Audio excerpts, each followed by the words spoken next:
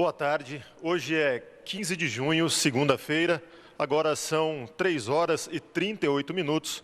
Estamos ao vivo pela TV Câmara de Rio Preto, pela Rádio Educativa FM e também pelas redes sociais da Prefeitura de Rio Preto. Quem atualiza os dados sobre a pandemia em Rio Preto hoje é o secretário de Saúde, Aldenis Borim. Boa tarde, secretário. Boa tarde. Estamos aqui para atualizar os dados nesse final de semana prolongado, aí, onde teve ponto facultativo e nós apenas emitimos notas. Atualmente, nós estamos com 12.396 casos notificados de suspeita de Covid, mas que apresente apenas o estado gripal. Tá? Então, todo estado gripal, ele é notificado porque ele é uma suspeita de Covid. Desses 12.396, 66% foram testados. Gostaria de lembrar aqui que é uma testagem grande comparada ao resto do país, onde nós temos realmente 2/3 dos estados gripais testados. Então, nós testamos 8.272 pacientes, sendo que 6.938 foram negativos e 1.334 foram positivos.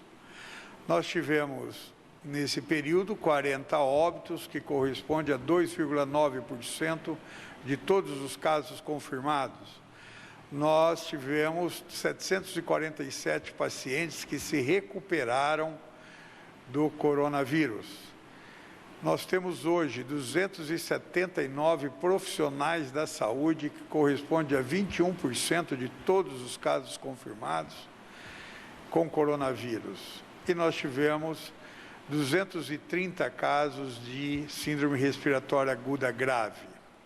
Hoje a nossa incidência por 100 mil habitantes, que é aquela conta que nós fazemos para que o número de testagem, seja equiparado a outra, número de testagem não, o número de Covid positivo seja comparado a qualquer outra cidade. Então, nós estamos hoje com a taxa de 289 casos para cada 100 mil habitantes. Nós tivemos 2 óbitos de ontem para hoje, ambos do sexo feminino, 80 e 89 anos, apresentavam comorbidades e ambos óbitos ocorreram no dia 14/6/2020. Próximo. Aí nós temos a nossa curva de casos acumulados em São José do Rio Preto, com 1.334. Como vocês percebem, quando você pega as últimas 3, 4 semanas epidemiológica, que nós chamamos, ela teve uma verticalização, ou seja, um aumento vertical dos casos. Então, isso prova que nós estamos tendo aumento de casos. Próximo. Bom, aqui agora nós vamos falar um pouco sobre os óbitos do Covid. Nós vimos que a semana passada nós tivemos 11 óbitos, ou seja, foi um recorde. O máximo que nós tínhamos tido em uma semana era 5. Nós tivemos 11. Esta semana, nós estamos com 2 casos. Lembrar que essa semana, que é a semana 25, se iniciou nesse final de semana, daí que nós estamos com 2 óbitos e torcemos para que fique apenas nesses 2 óbitos. Mas, como vocês podem ver, desde lá de trás, nós já tínhamos uma curva ascendente, tivemos ali, há 2 semanas atrás, uma diminuição que veio para 4 óbitos e depois foi para 11. Então, essa curva, se você tirar aquele 4 ali de 3 semanas atrás, 2 na realidade, nós vamos ver que essa curva já vem ascendendo há algum tempo e disparou a semana passada. Próximo. Bom, aqui estão as faixas etárias de óbitos que foram verificados por Covid. Nós temos ali uma taxa de 70% acima de 60 anos. Ou seja, nós temos quase que mais de 2/3 dos óbitos ocorrendo em pacientes acima de 60 anos. Porém, 30% desses óbitos também estão ocorrendo numa faixa etária abaixo dos 60 anos. Ou seja, uma coisa que passou a ser uma crença popular é que o Covid só causa morte em pacientes idosos. A gente olha ali e vê que não é bem assim. Nós temos uma taxa significativa de óbitos abaixo de 60 anos. Né? Então, muito cuidado também de pensar que só acomete e causa morte em idosos. Próximo. Bom, aí nós temos por semana epidemiológica, né? Que na 11ª semana do ano. Então vamos pensar assim, ó, a primeira semana epidemiológica do ano nós chamamos de semana 1, que ela é a primeira semana de janeiro. E a última semana epidemiológica do ano é a que vai do dia 25 ao dia 31 de dezembro, que é a 52ª semana.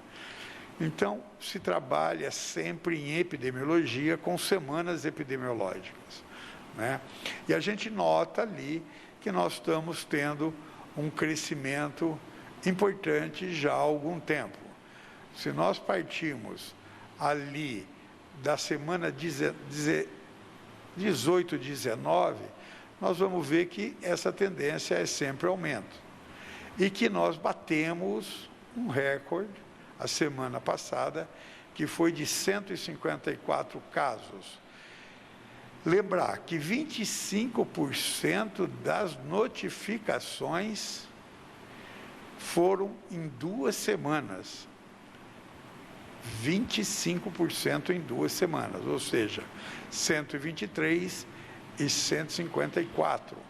Então, isso é fundamental para que todo mundo entenda que está tendo um aumento significativo dos casos em São José do Rio Preto.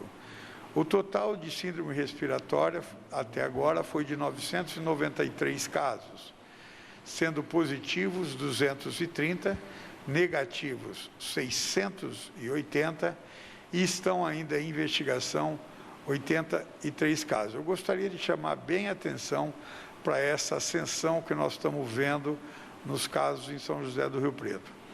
Essa ascensão de casos que nós estamos vendo faz com que a gente alerte para ter mais cuidados com aglomerações, que usem máscaras, que lavem as suas mãos, que ao tocar locais onde muita gente toca, use álcool gel ou lave a mão também. Procure sair de casa apenas quando você tiver necessidade. Esses dados não são inventados. Esses casos estão aí para todo mundo ver. Está ocorrendo aumento. Está ocorrendo um aumento.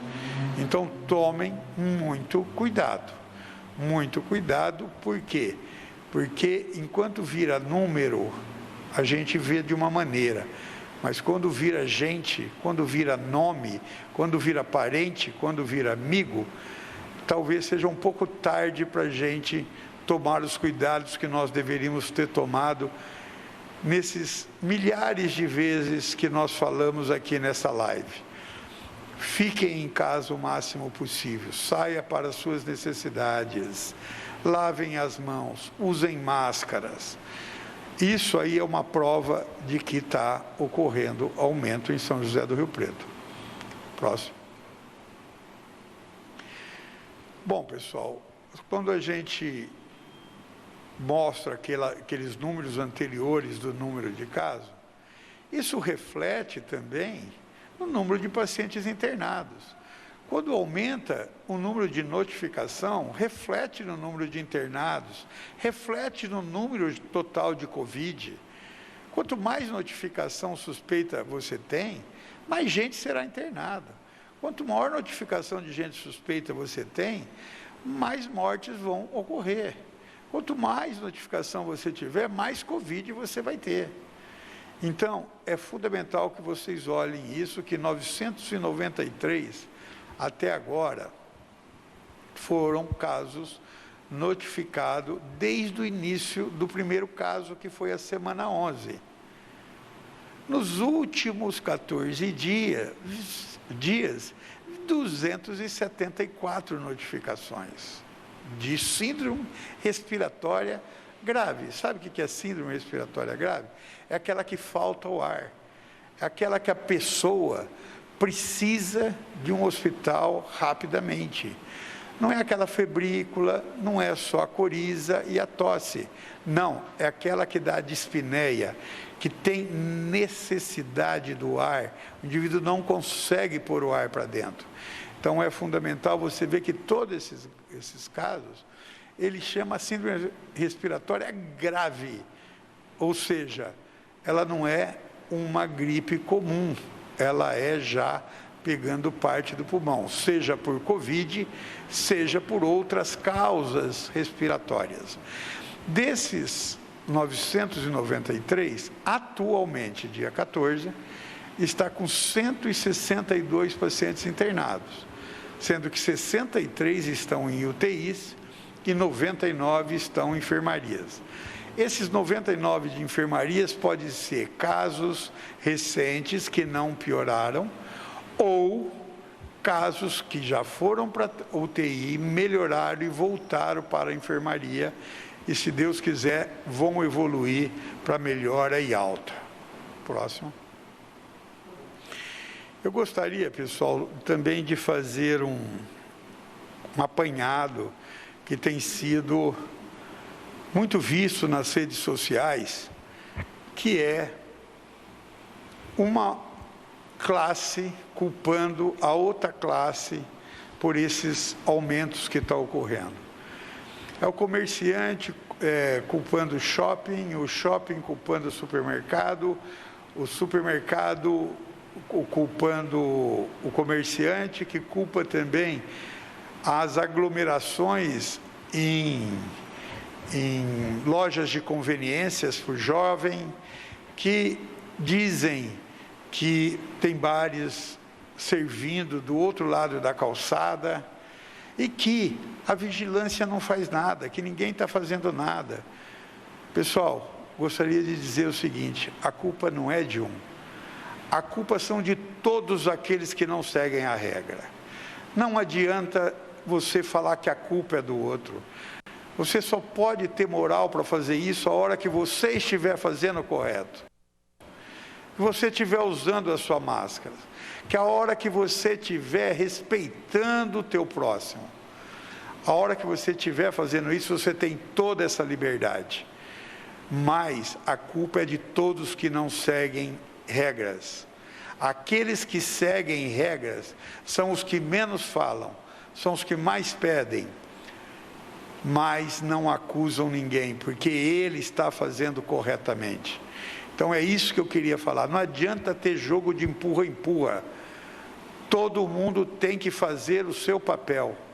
E é só através do seu papel, de você se cuidar e chamar a atenção daquele com educação, sem briga, de outras pessoas, do seu familiar que não está respeitando, é que você será um verdadeiro cidadão, exercerá a sua cidadania somente dessa maneira. Não é transferindo culpas para outras pessoas que nós resolveremos o problema.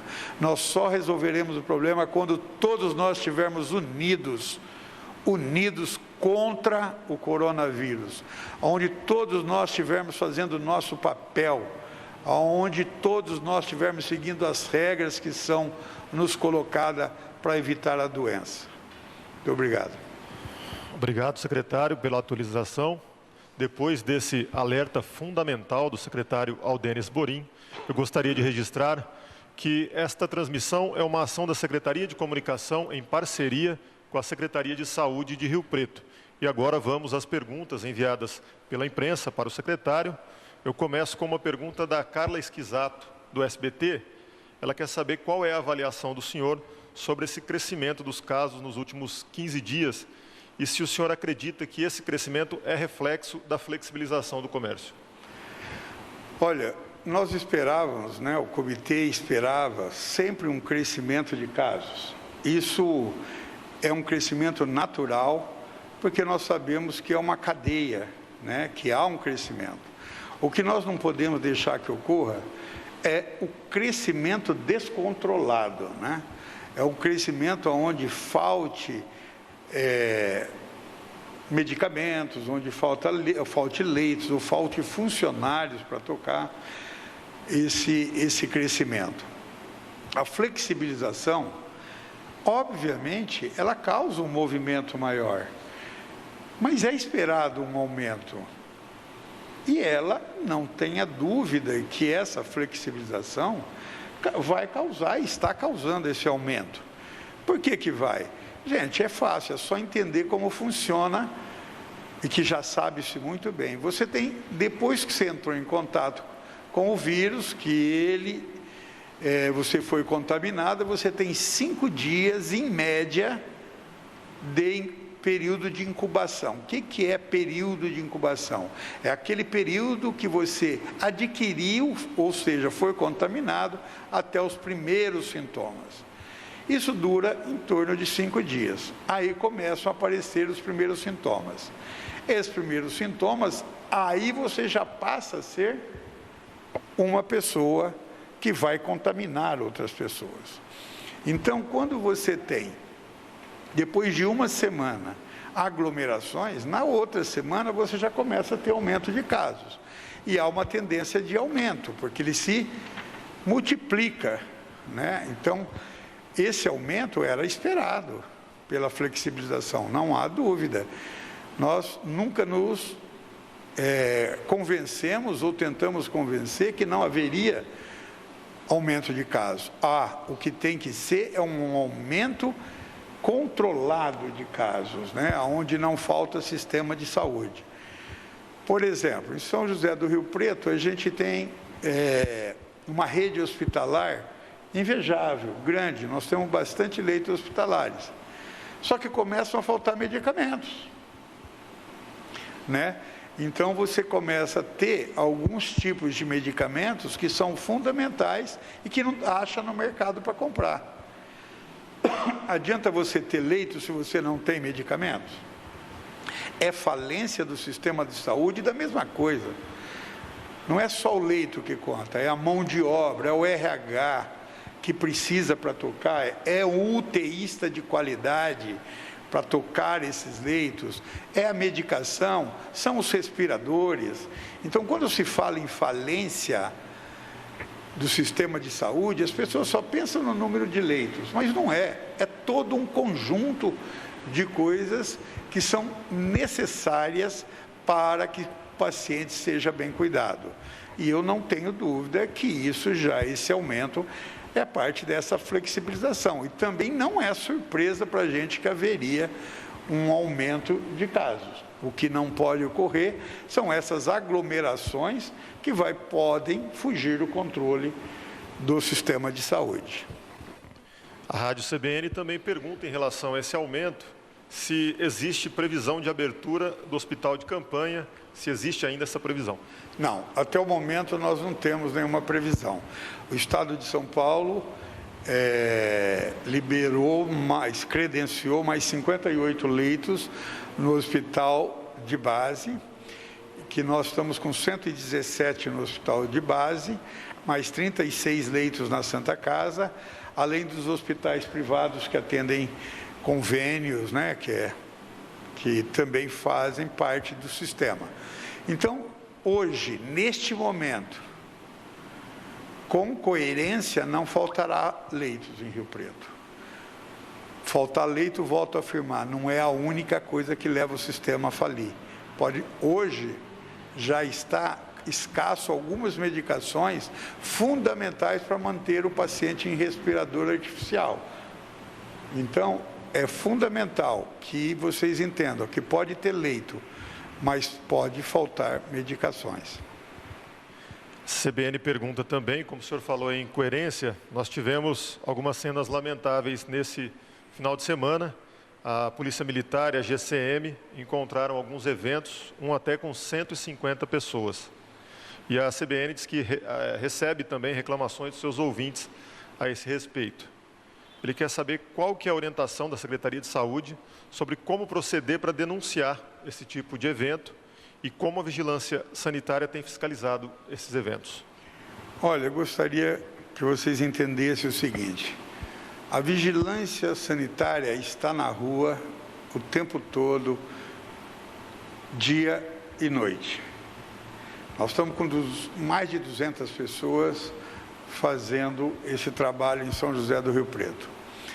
A vigilância, ela não tem força, ela não tem capacidade de fiscalizar tudo. Isso é impossível, isso é impossível. Ela fiscaliza dentro de uma rotina pré-estabelecida e fiscaliza todas as denúncias. Isso sim. Mas nós não temos fôlego. Um bar que abriu num bairro, outro que abre no outro que faz isso, fica difícil. Não é intenção nossa, nós não gostaríamos de ter aplicado uma multa, nós não gostaríamos de ter aplicado uma advertência.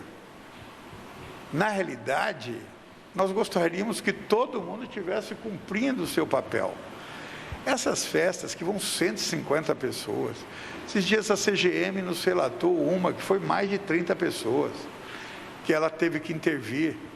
Quer dizer, isso são pessoas irresponsáveis. Agora, como que faz para fazer essa denúncia? E ela é fundamental. Faça, é aquilo que eu me referi ali atrás. Seja cidadão. Denuncie quem está fora, porque ele está contaminando pessoas que ele nunca viu na vida e que pode causar a morte de pessoas que ele nunca viu na vida.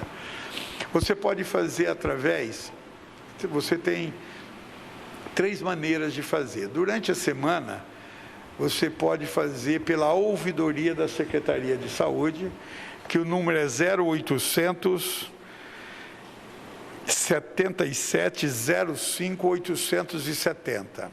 Repito, 0800 77 05 870. Pode fazer também através do e-mail da Vigilância Sanitária, que é vigilanciasanitária@riopreto.sp.gov.br. E os finais de semana deve ser feito para a Guarda Municipal, que ficou responsável pelos finais de semana. Faça sim as suas denúncias, façam porque elas são fundamentais. Nós não reclamamos de denúncia, muito pelo contrário, achamos que é um ato de cidadania você denunciar alguém que possa estar transmitindo uma doença tão grave como essa para outro. Então, antes de passar para a próxima pergunta, eu gostaria de lembrar que o portal da Prefeitura criou uma página especial, atualizando as informações, e lá, se não deu tempo de você anotar, tem também todos os contatos para fazer denúncia. O secretário reforçando a importância de ser também um fiscalizador, ajudando a nossa cidade, ajudando as vidas da nossa cidade. Uma pergunta também da CBN, secretário. Quantos testes a Prefeitura ainda tem? De que tipo são? De quanto em quanto tempo terá que ser necessário repor esse estoque? E também se tem o valor do investimento. E uma média de quantos testes são aplicados por dia? Olha, nós tem 2 tipos de testes básicos. É o teste sorológico, também conhecido como teste rápido. Esse teste ele é utilizado para quando você faz uma pesquisa populacional, né? Quando que ele é utilizado? Quando você tem um surto num determinado local, vamos lá, tem 3, 4 casos, aí nós vamos e testamos o restante dos trabalhadores ou dos servidores que ali estiverem. Esse teste, nós estávamos a semana passada com 13 mil testes. Lembrar que esses testes, eles são doações do Estado de São Paulo, doações não, eles são repassados para o município pelo Estado de São Paulo. Nós compramos apenas 1.000 desses testes lá no início, quando nós ainda não sabíamos que o Estado iria disponibilizar para São José do Rio Preto. Então, nós só gastamos 1.000 testes, 500 nós ganhamos de uma doação e recebemos cerca de 11 mil testes do Estado. Nós estávamos, então, a semana passada com cerca de 13 mil testes. Já foram utilizados, eu não sei o número exato, mas nós estamos fazendo dentro de um protocolo que o próprio Estado estabelece, que é para idosos com comorbidades, casas de repouso, policiais e assim por diante. Então, existe um protocolo que nós temos que seguir esse protocolo através do teste. E, principalmente, como eu falei logo no início, em casos de surto, onde você tem surto e que pode ter uma grande propagação. Então, na realidade, nós gastamos 1.000 testes lá atrás, se eu não me engano, o preço do teste foi 60 e pouco reais, nós devemos ter gasto cerca de 60 mil reais para comprar, já foram utilizados, e agora nós estamos utilizando do Estado. O outro teste que existe é o chamado teste molecular, ou PCR. Voltando no sorológico, o sorológico ele é um teste que ele tem muito falso negativo. O indivíduo tem a doença e ele dá como negativo. Mas ele tem uma porcentagem razoável e aceitável de positividade. Quem é positivo, é positivo. Tá? Quem é negativo, pode ser positivo.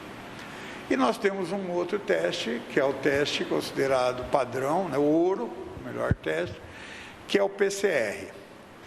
O Estado não disponibilizava esse teste.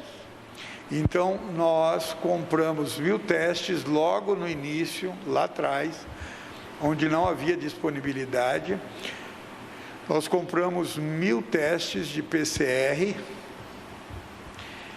e depois, num convênio que fizemos com a Unesp, nós demos um material e a Unesp, dentro do convênio, com muita parceria, também passou a realizar esse teste de PCR, porque é uma máquina muito cara e a maioria dos laboratórios comuns não possui.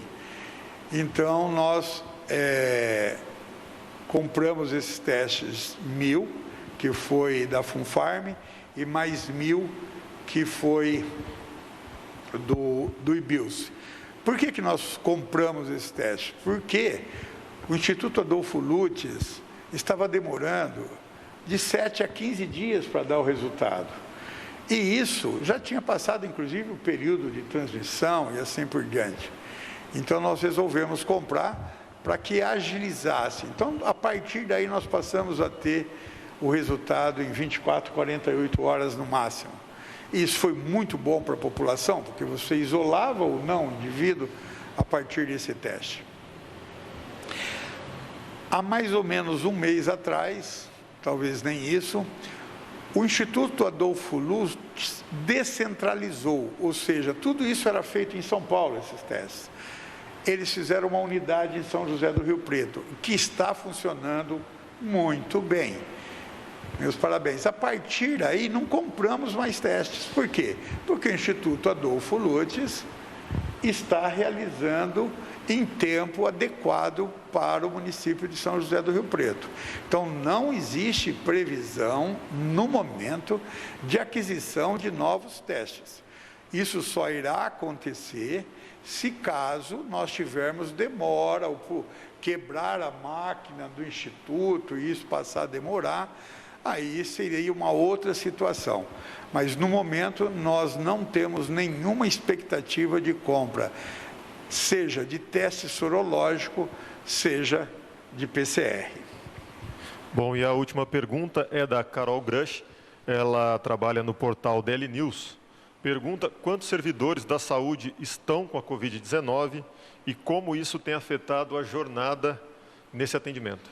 Hoje nós apresentamos ali, me parece, 229, eu não me lembro bem, só que não é da saúde, só da saúde pública, são servidores de toda a cidade. Nós estamos hoje, dentro da Secretaria de Saúde, com alguns problemas por afastamento de pessoas. Nós estamos tendo que fazer coberturas, nós estamos tendo pessoal da frente, que a gente chama, 279 profissionais de saúde, para ser mais exato. Nós já estamos tendo problema dentro da própria Secretaria de Saúde por afastamento, né? E tendo coisa. Então, vale a pena lembrar o seguinte, pessoal.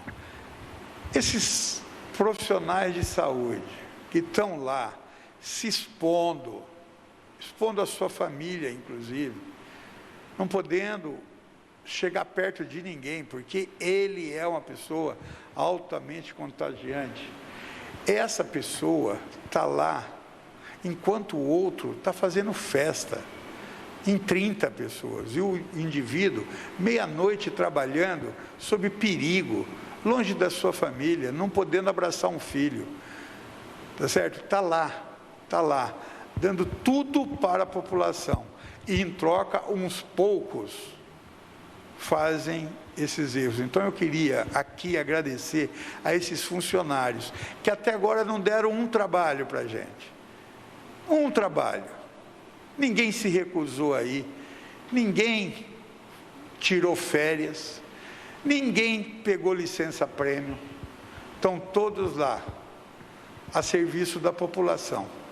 Então, a população, quando for fazer essas artes, lembre que tem lá pais de famílias, mães de famílias, enfermeiros, técnicos de enfermagem, que estão lá cuidando da população. Pense nisso, pense nessas pessoas, que você vai ver que o seu papel de ficar em casa é muito pequeno perto do risco que essas pessoas estão correndo.